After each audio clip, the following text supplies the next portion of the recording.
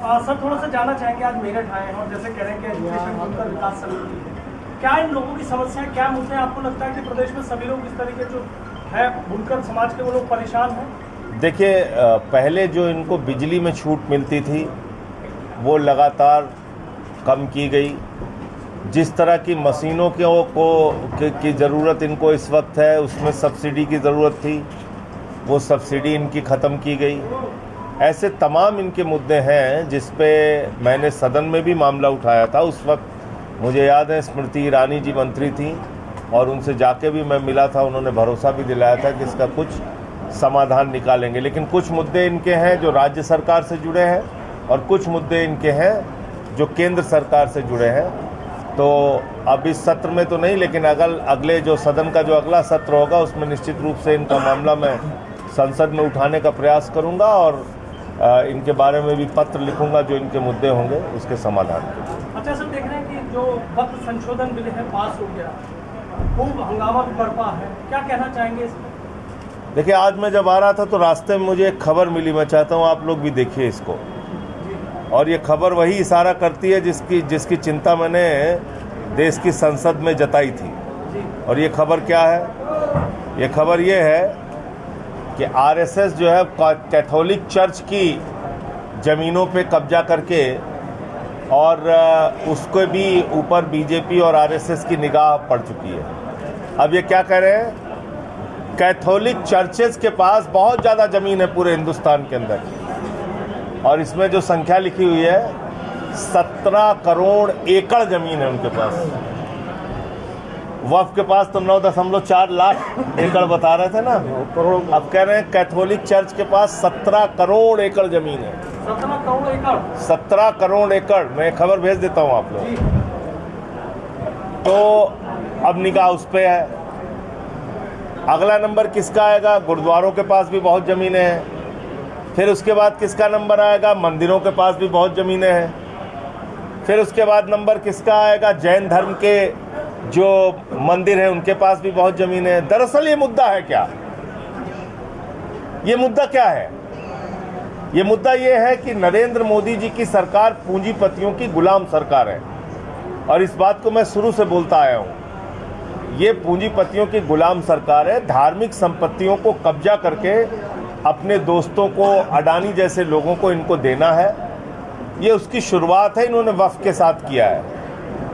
अब इसमें जो संशोधन किया है, मैं जेपीसी का मेंबर भी था वक्फ कमेटी में, वो बहुत हास्यास्पद भी है और आपको भी आश्चर्य होगा कि कैसे कैसे संशोधन लेके आए हैं। इसमें इन्होंने लिखा है कि ऐसा मुसलमान जो 5 साल तक धार्मिक रीति रिवाजों का पालन करेगा सिर्फ वही दान कर सकता है। दुनिया के किसी भी धर्म में ये बात नहीं लिखी हुई है कि दान करने के लिए आपको उस धर्म के रीति रिवाजों का पालन करना पड़ेगा।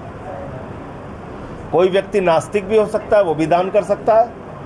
कोई हिंदू हो सकता है, कोई मुसलमान हो सकता है, कोई सिख हो सकता है, कोई ईसाई हो सकता है। अपने अपने धर्म के लिए भी दान कर सकता है और दूसरे के धर्म के लिए भी दान कर सकता है। भाई, संपत्ति हमारी है, तुम कौन होते हो ये कहने वाले कि आप 5 साल के लिए हिंदू धर्म धार्मिक रीति रिवाजों को मानेंगे तभी आप मंदिरों के लिए दान कर सकते हैं। ये एक वाहियात, बेकार और फालतू का कानून है जो ये लेके आए। दूसरा, इसमें क्या लिखा हुआ है? इसमें लिखा हुआ है 6 महीने तक आपको अपनी संपत्तियों के कागज देने पड़ेंगे, वक्फ की संपत्तियों के। अब ये बताइए, इतना बड़ा झूठ वाजपेयी बोल रहे हैं। मुख्तार अब्बास नकवी साहब जब इनके मंत्री थे तो उन्होंने 2019 में एक बयान दिया कि देश भर की सारी वक्फ की संपत्तियां डिजिटाइज्ड हो चुकी हैं, यानी कि उसके कागजात की जांच करके उसको ऑनलाइन किया जा चुका है वामसी पोर्टल पे। आप लोग पत्रकार हैं, जानिए, और खास तौर से मैं इस देश के हिंदुओं को कहना चाहता हूं कि आप लोगों के बीच में कितना झूठ बोलने का काम वाजपेयी करते हैं। इनकी असली चेहरे को पहचानिए। जब मैं जेपीसी में था तो एक वकील साहब आए, उन्होंने एक कागज दिखाया। वो कागज बड़ा मजेदार है। 2020 में भारत की सरकार ने, यानी कि नरेंद्र मोदी जी ने, सुप्रीम कोर्ट में शपथ दिया है और कहा है हुजूर माई बाप देश भर की जितनी भी वक्फ संपत्तियां हैं हमने उसके सारे कागजात चेक कर लिए, उसका सर्वे हो चुका, वो डिजिटाइज्ड हो चुकी और वो ऑनलाइन हो चुकी। फिर क्यों तुम झूठ बोल रहे हैं कि तुम्हें कागज चाहिए? झगड़ा कराने के लिए, फसाद कराने के लिए, नफरत फैलाने के लिए, गरीबों का नुकसान करने के लिए। क्या चाहते क्या हो आप लोग? इस देश में अमन चैन और शांति नहीं रहने देना चाहते? लोग अपने रोजगार की चिंता करें, हमारा नौजवान कुछ व्यापार रोजगार कर ले, ये चिंता ना आपको नहीं है? किसान हमारा कुछ गन्ने का उसको मूल्य मिल जाए, उसकी चिंता आपको नहीं है? सिर्फ झगड़े, फसाद, नफरत। तो ये है इनका कानून। इसमें इन्होंने लिखा कि गैर मुस्लिम भी इसका सदस्य बन सकता है। मैंने कहा भाई ये तो बाबा साहब डॉक्टर भीमराव अंबेडकर जी के संविधान के खिलाफ बात है, क्योंकि संविधान की धारा 25 और 26 ये साफ तौर पे कहती है कि अलग अलग धर्म के मानने वाले लोग अपनी धार्मिक संपत्तियों का प्रबंधन अपनी धार्मिक मान्यताओं के हिसाब से करेंगे, ये लिखा हुआ है। तो आप बाबा साहब के संविधान से ऊपर हो गए, भारत के संविधान से ऊपर हो गए मोदी और अमित शाह। तो इसलिए हमने इसका विरोध किया और जमकर विरोध किया, और इस देश के सभी लोगों को इसका विरोध करना चाहिए, क्योंकि ये कानून भारत के संविधान के खिलाफ है। और अगला नंबर इसमें मैं फिर दोहरा रहा हूं, चर्चों का आएगा, गुरुद्वारों का आएगा, जैन धर्म की संपत्तियों का आएगा, बौद्ध धर्म की संपत्तियों का आएगा और मंदिरों का आएगा। मंदिरों का तो चंदा चोरी का मैंने खुद खोला था भाजपाइयों का। कितने बड़े चंदा चोर हैं लोग। 2 करोड़ की जमीन 5 मिनट में 18.5 करोड़ रुपए में खरीदा है भाजपाइयों ने। अयोध्या का मेयर शामिल था उसमें बीजेपी का। ये बात करेंगे धर्म की। मैंने तो बताया कि आपने डिफेंस की भी जमीन उठा के अडानी को दिया अयोध्या में। कोई बात गलत बोल रहा हूं तो बताओ। तुम धर्म को मानने वाले लोग हो, धर्म के नाम पे धंधा करने वाले लोग हो, देश को बर्बादी की कगार पे पहुंचाने वाले लोग हो। उत्तर प्रदेश का नौजवान रोजगार के लिए ठोकर खाता है तो प्रधानमंत्री जी कहते हैं गोबर से रोजगार दे देंगे, तुम्हारे गोबर से हम रोजगार करेंगे, हमारे यूपी का नौजवान। और तुम लूटोगे देश को अडानी के साथ मिलके, बर्बाद करोगे हम लोगों को। यूपी वाले गोबर से रोजगार करने के लिए पैदा हुए हैं, इतने अक्लमंद तुम हो गए हो।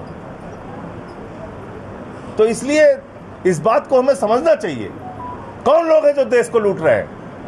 एक प्रधानमंत्री नरेंद्र मोदी गुजरात से, अमित शाह दूसरे राजनीतिक सत्ता पे काबिज गुजरात से, अडानी गुजरात से, अंबानी गुजरात से। उसी गुजरात से बापू थे, राष्ट्रपिता महात्मा गांधी, उसी गुजरात से सरदार वल्लभ भाई पटेल थे। लेकिन आज 4 लोग हैं, 2 खरीद रहे हैं, 2 बेच रहे हैं। ये चल रहा है इस देश में। जेडीयू और टीडीपी को लेकर क्या कहेंगे? इन्हें रोकना पड़ेगा, इस देश के लोगों को मिलकर। मैंने पार्लियामेंट में भी बोला कि सिर्फ 36% वोट भारतीय जनता पार्टी को मिला है। इस देश के 64% लोग आज भी इसके खिलाफ हैं। और मुझे बहुत प्रसन्नता हुई और अच्छा लगा कि वक्फ बिल के खिलाफ बोलने वाली आवाजें हिंदुओं की थी। 232 वोट में सिर्फ 24 मुसलमानों ने वोट दिया है वक्फ के खिलाफ। 232 में सिर्फ 24, बाकी सारे वोट वक्फ बिल के खिलाफ जो पड़े वो हिंदुओं के पड़े, सिखों के पड़े, ईसाइयों के पड़े। ये इस देश की खूबसूरती है, इसलिए ये देश बचेगा। ये मत सोचिए आप। उसके खिलाफ बोलने वाले नामों में कपिल सिब्बल थे, मनोज झा थे, गौरव गोगोई थे, संजय सिंह थे, त्रुचि सिवा थे, ए राजा थे। इसलिए ये मत सोचिए आप। ये देश तो बचेगा, ये देश हमारा है, 144 करोड़ लोगों का। इस देश की सभ्यता, संस्कृति, भाईचारे को कोई मिटा नहीं सकता। ऐसे टुटपुंजिया कोशिशें होती रहेंगी, उसका हम लोग मिलकर मुकाबला करेंगे, उससे कोई चिंता करने की बात नहीं। जेडीयू और टीडीपी को लेकर क्या कहेंगे? इन्होंने इस अपराध में इनका साथ दिया है, इस पाप और गुनाह में इनका साथ दिया है, और मौका आने पे जनता इनको जवाब देगी। राष्ट्रीय लोकदल के कुछ लोग इस्तीफा देना शुरू कर दिए हैं, मेरठ से शुरुआत हो चुकी है। अब उस पर जयंत चौधरी जी से जवाब लीजिए, उनसे पूछिए उनका क्या स्टैंड है, क्या मानना है। अच्छा, मोदी जी को अल्पसंख्यकों की चिंता ज़्यादा है, लेकिन बांग्लादेश की, हिंदुस्तान के क्यों नहीं? देखिए ऐसा है, मोदी जी को किसी की चिंता नहीं है। आपको गलतफहमी हो सकती है, मुझे कोई गलतफहमी नहीं। मोदी जी को धंधा मिले तो कतर का शेख उनका कुंभ का मेला हो, मेले में बिछड़ा हुआ भाई बन जाता है, ऐसे गले लगाते हैं उसको। मोदी जी को धंधा मिले तो दुबई जाएंगे, कतर जाएंगे, ओमान जाएंगे, मिडिल ईस्ट जाएंगे, सब उनको प्यारे हैं, मस्जिदों में भी जाएंगे, लेकिन हिंदुस्तान की नहीं। यहाँ नफरत फैलाना है, वहाँ जाके गले लगाना है। इसलिए इन लोगों के लिए धंधा पहले है, धर्म बाद में है। और ना तो इनको हिंदू से प्यार है, ना मुसलमान से प्यार है, ना इस देश से प्यार है, इनको दोस्त से प्यार है। आगे क्या रणनीति रहेगी आपकी बात संशोधन में? देखिए बहुत सारे लोग इसमें कोर्ट में भी गए हैं, सुप्रीम कोर्ट में, और मेरा ये मानना है कि एक गैर संवैधानिक बिल है। जैसा मैंने आपको बताया, भारत के संविधान की धारा 26 वो सबको पढ़ना चाहिए, जिसमें सभी धर्म के मानने वाले लोगों को अपनी पूजा अर्चना इबादत प्रेयर करने की स्वतंत्रता है, और सभी धर्म के मानने वाले लोगों को अपनी धार्मिक संपत्तियों के प्रबंधन की आज़ादी है। तो बाबा साहब डॉक्टर भीमराव अंबेडकर जी द्वारा लिखे गए भारत के संविधान से बढ़कर न तो मोदी है, ना अमित शाह है, ना योगी आदित्यनाथ। पार्टी का क्या स्टैंड रहेगा? आम आदमी पार्टी का कोर्ट जाएगी? अभी देखना आपको बाकी रह गया आम आदमी पार्टी का स्टैंड।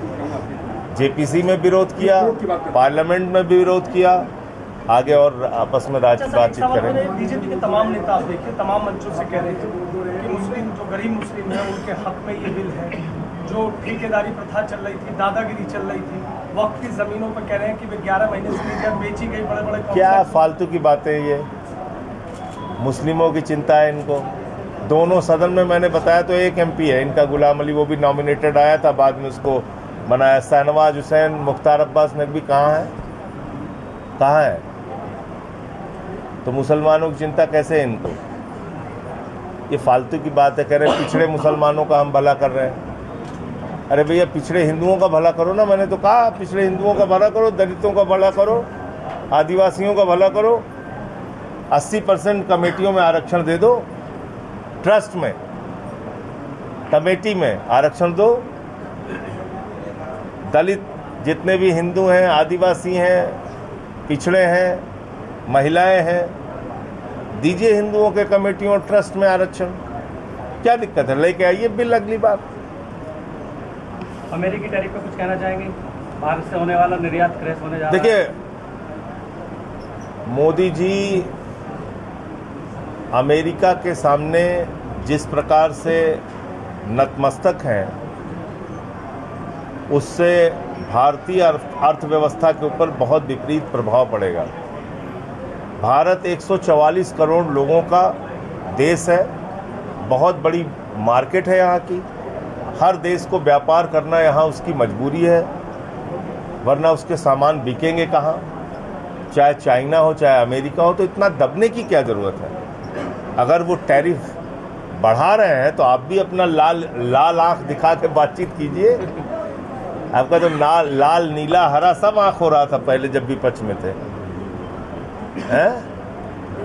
संजय जी, जो दिल्ली के परिणाम आए, अलग ही सवाल अब थोड़ा पुराना है, अब क्या माने, क्या मतलब पार्टी ने विश्वास खो दिया जनता के बीच में? मैं ऐसा नहीं मानता। 43% लोगों ने अभी भी हमें वोट दिया है, और 2% वोटों का अंतर था। उन्होंने जिस प्रकार से सत्ता का दुरुपयोग किया, जिस प्रकार से वोट बढ़ाए, वोट डिलीट कराए, वोट शिफ्ट कराए, तो 2% का खेल तो अपने इन तमाम कुकर्मों से भाजपा ने किया।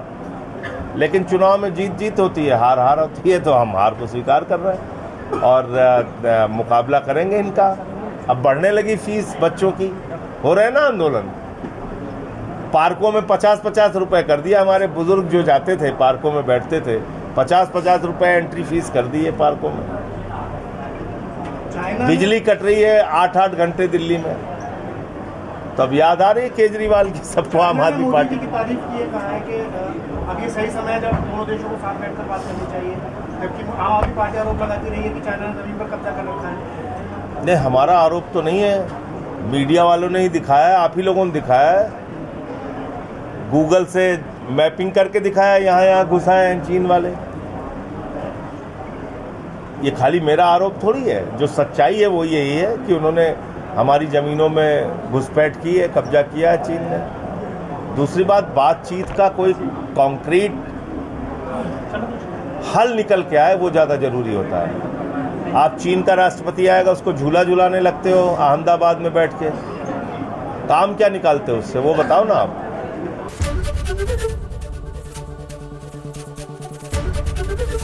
एबीपी गंगा, खबर आपकी, जुबान आपकी।